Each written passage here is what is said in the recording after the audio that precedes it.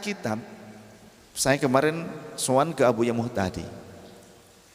Abu Ya'muh Muhtadi alim luar biasa. Beliau nggak cukup satu kitab keluaran dari sebuah percetakan saja.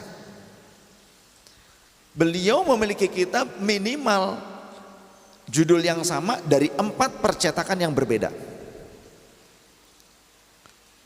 Jadi kalau sudah hatam nih, contoh Al-Ghunyah karya Syekh Abdul Qadir Al-Jilani, kitab Al-Ghunyah dari cetakan Darul Kutub Al-Ilmiyah Beirut Lebanon.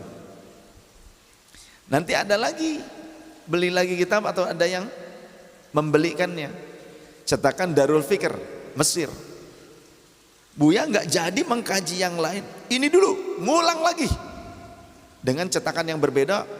Buya sampai beli kitab sampai 1 miliar, dibagi-bagikan, ada yang dijual. Saya kemarin begitu, ini yang sudah selesaikan yang ini baru datang lagi yang ini, Beb, katanya. Kalau bisa tolong carikan lagi. Ini kan sudah 2, ini dengan ini beda percetakan katanya. Kitabnya sama judulnya, cuma beda percetakan doang. Minta kalau bisa 3 lagi, 3 dari percetakan yang berbeda. Beliau begitu, alim bener. Jadi dikonfirmasikan antara satu cetakan dengan cetakan yang lain. Karena ada yang salah cetak, gitu kan? Makanya suka ada la'alla shawab. Yang benar itu kemungkinan benar yang mendekati kebenaran sebetulnya lafadznya bukan ini tapi seperti ini, salah cetak. Mengertinya ya harus mengerti ilmu bahasa, siyaqul kalam harus paham dan harus faqih baru paham tuh, ya kan? Jadi ilmu mantiknya, gaya bahasanya, balaghah, redaksional kalimat ini sebetulnya menunjukkan substansi dari tujuan kalimat itu. Ya harus, jangankan di situ kita memahami mantik dan balaghah, kita harus lebih dulu mempelajari tasrifan dulu, nasrif, perubahan suku kata. Nasoro yansuru nasron fahuwa nasirun wadhaka mansurun unsur la tansur mansorun mansorun minsorun, gitu. Terus wazan-wazan yang berbeda, binanya yang berbeda. Jadi jangan kita terburu-buru ingin duduk di majelis ulama kemudian mentasrif salah gitu loh. Dan akhirnya ucapan-ucapannya provokasi. Ya karena bukan ulama, cuma juru tulis, itu kan. Nah ini salahnya di kita itu mengulamakan yang bukan ulama. Dan memang ini diprediksi di akhir zaman. Ya. Fasu'ilu fa'aftau bi ilmin, yang seperti ini nih. Ya. Jadi umat ini nanti ittakhadhu atau ittakhadhan nasu ru'usan juhalan, kata Rasulullah. Kalau ulama semakin sedikit saja, hatta lam yabqa alimun, hatta idza lam yabqa alimun, sehingga kalau orang-orang alim itu sudah sangat langka, ittakhadhan nasu ru'usan juhalan, manusia akan mengambil orang-orang bodoh sebagai pemimpinnya, sebagai imamnya, sebagai ulamanya, sebagai ustadznya. Ini hadis dalam Sahih Muslim ada. Ittakhadhan nasu ru'usan juhalan. Dan Sahih Bukhari ada tentang hilangnya ilmu, tentang qabdul ilmi, pencabutan ilmu dengan wafatnya ulama, biqabdil ulama. Hatta idza lam yabqa alimun ittakhadhan nasu ru'usan juhalan. Manusia akan menjadikan orang-orang bodoh sebagai imamnya, sebagai pemimpinnya, sebagai rujukannya, sebagai ustadznya, sebagai ngulama, bukan ulama, sebagai ngulamanya, sebagai ngiyai, bukan kiai tapi ngiyai, pakai ngiyai, bukan ulama, pakai ngulama. Fasu'ilu fa'aftau bighairi ilmin. Orang-orang seperti ini pada saat ditanya oleh umat maka akan berfatwa tanpa kompetensi ilmu yang mumpuni. hanya berdasarkan terjemahan Quran, terjemahan hadis. Ya dalilnya bisa dengan itu. Memonopoli dalil, itulah gampangannya. Maka fadallu wa adallu. Ini hadis nih. Riwayatnya juga kuat. Maka akan menjadi sesat dan menyesatkan orang lain. Maka jangan salah menentukan mana ulama, mana khutbah. Orator khutbah itu, tukang pidato, tukang ceramah. Orang pandai ceramah belum tentu ulama. Orang pandai pidato belum tentu ulama. Orang pandai orasi belum tentu ulama. Paham ya?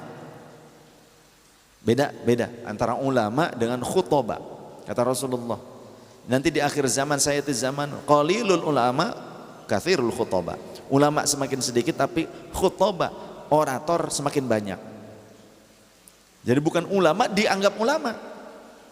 Nah, ini salahnya kita mengulamakan yang bukan ulama. Rusak.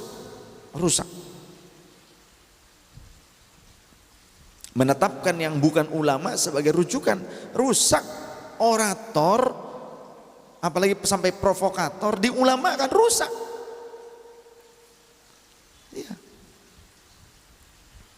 Ya kata Rasulullah kan gitu, as-safih ruwaibidah. Siapa ruwaibidah?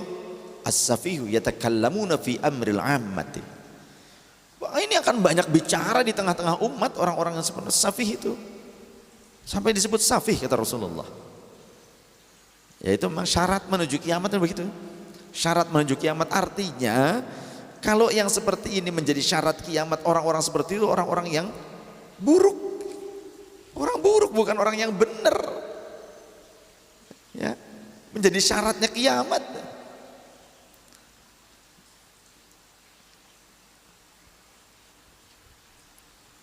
Yo, kita kembali. Jadi cukup terjal tangga-tangga ilmu itu curam sekali untuk bisa mencapai puncak pemahaman sebuah dalil.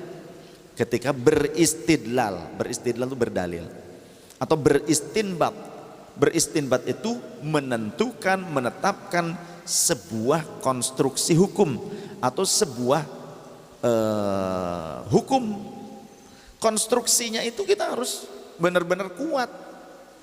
Kalau kita menempatkan sebuah hukum sedangkan konstruksinya di bawahnya acak-adut, roboh, gak benar, menyesatkan, menimpa orang lain, merusak, ya itu sama seperti itu. Konstruksinya itu harus benar. Cabang-cabang ilmu, disiplin ilmunya, sorofnya, ilmu nahwunya, bade, bayan, ma'ani, mantek. Kalau bentuknya sebuah prosa, arudnya dipelajari. Belum lagi nanti usul fikihnya, ya, fikihnya dipelajari. Asbabul wurud hadis, mustolahatul ahadith. Karena nggak cukup hanya mustolahatul ahadith. Ini sahih, ini dhaif. Ini saya ajarkan kerangka pemetaan untuk melalui substansi hukum. Ya, untuk mencapai substansi hukum. Apa yang dilaluinya? Ini begitu rumitnya. Karena tidak boleh kita dengan serampangan menafsirkan Quran, menafsirkan hadis. Kata Rasulullah, man fassaral Qur'an bi ra'yihi falyatabawwa maq'adahu minan nar. Siapa yang menafsirkan Al-Qur'an dengan akal bulusnya sendiri, nafsu akalnya saja, tidak dengan kompetensi ilmu yang mumpuni, silakan pilih tempat duduknya di dalam neraka. Ayo. Gak boleh sembarangan. Terjemahan dianggap tafsir, kemudian menafsirkan sendiri. Gak boleh. Jadi jangan pikir akan selamat masuk surga, diancamnya juga neraka. Makanya Allah sudah membuat sebuah konsep yang mudah bagi kita yang namakan taklid. Kata Allah, fas'alu ahla dzikri in kuntum la ta'lamun. Ahla dzikri ini ahlal ilmi, yang dengan ilmunya membuat kita dan orang lain ingat, eling zikir, eling kepada Allah. Tanyakan oleh kalian kepada ulama yang ahli mengamalkannya, gitulah. Jika kalian tidak tahu, ayat ini tuh gitu maksudnya. Fas'alu ahla dzikri in kuntum la ta'lamun. Bukan berarti fas'alu ahla dzikri in kuntum la ta'lamun. Jika kalian tidak mengerti, tanya ke ahli tasbih, ke ahli tahlil doang. Enggak begitu yang dimaksud ahla dzikri. Orang yang selalu mengingat Allah secara ilmu yakin dan hakul yakin hingga hakul yakin.